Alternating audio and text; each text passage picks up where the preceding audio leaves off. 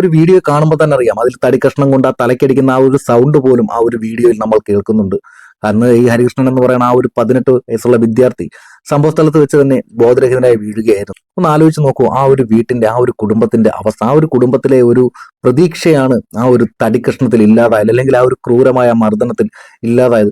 നമ്മുടെ നാട് ഇത്രത്തോളം അധപ്പതിച്ചു, നമ്മുടെ നിയമം അത്രയും ശക്തമല്ല, അല്ലെങ്കിൽ ജാമ്യം കിട്ടി പുറത്തിറങ്ങി വിലസി നടക്കാം എന്നുള്ള ആ ഒരു പ്രതീക്ഷ ഉള്ളതുകൊണ്ട് തന്നെയാണ് ഇതുപോലുള്ള നരാധമന്മാർ തലയെടുക്കുന്നത്. അവന്റെയൊക്കെ വീട്ടിലും ഇതുപോലെ മക്കളും ചെറുകുട്ടികളും സഹോദരങ്ങളും എല്ലാം ഉള്ളതല്ലേ. വികലാംഗരും നിർദ്ധരരുമായ മാതാപിതാക്കളുടെ ഏക പ്രതീക്ഷയായിരുന്ന ഒരു 18-കാരനെ തടിക്കടിച്ച് കൊല്ലുന്ന ആ ഒരു ദൃശ്യമാണ് ഇപ്പോൾ സമൂഹ മാധ്യമങ്ങളിൽ നമ്മൾ കാണുന്നത്. കഴിഞ്ഞ ഞായറാഴ്ച വൈകിട്ടാണ് മരുത്തടി ക്ഷേത്രത്തിലെ തിരുവാഭരണ ഘോഷയാത്രയ്ക്കിടെ ഉണ്ടായ ഈ ഒരു സംഭവം. സഹോദരിയുടെ വീട്ടിൽ ഉത്സവം കാണാൻ എത്തിയതായിരുന്നു ഹരികൃഷ്ണനും സഹോദരൻ ജയകൃഷ്ണനും.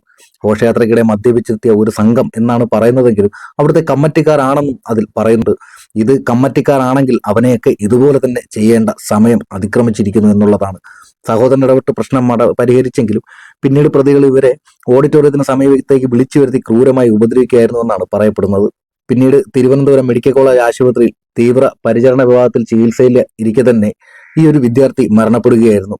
അടൂരുള്ള മണക്കാല ഗവൺമെന്റ് പോളിടെക്നിക്കിലെ കോളേജ് വിദ്യാർത്ഥിയാണ് ഈ ഒരു ഹരികൃഷ്ണൻ. അതിൽ പ്രധാനപ്പെട്ട ഒരു കാര്യം എന്ന് പറഞ്ഞാൽ, അക്രമം നടന്ന ദിവസങ്ങൾ കഴിഞ്ഞിട്ട് പോലും പോലീസ് എല്ലാ പ്രതികളെയും പിടികൂടുന്നില്ല എന്നുള്ളതാണ് മറ്റൊരു കാര്യം. അതിലൊരുത്ത നമുക്ക് ആ ഒരു വീഡിയോ കാണുമ്പോൾ തന്നെ അറിയാം, ഒരുത്തൻ കൊല്ലടാ അവനെ എന്ന് വിളിച്ച് ആക്രോശിക്കുന്നത്. ആ ഒരു ഒറ്റ അടിയിൽ തന്നെ ആ ഒരു വിദ്യാർത്ഥി അവിടെ വെച്ച് മസ്തിഷ്ക മരണത്തിന് ഇടയാവുകയായിരുന്നു എന്നാണ് പറയുന്നത്. ഇവന്മാർ കമ്മറ്റിക്കാരാണെങ്കിൽ, ഇതില്ലെങ്കിൽ ഇതുപോലുള്ള ഗുണ്ടകളെ വെച്ചാണ് ഈ ഒരു ക്ഷേത്രങ്ങളെല്ലാം മുന്നോട്ട് പോകുന്നതെങ്കിൽ പിന്നെ ആ ക്ഷേത്രത്തിന് എന്തർത്ഥമാണ് ഉള്ളതെന്ന് നമ്മളൊന്ന് ചിന്തിക്കേണ്ട കാര്യങ്ങൾ തന്നെയാണ്.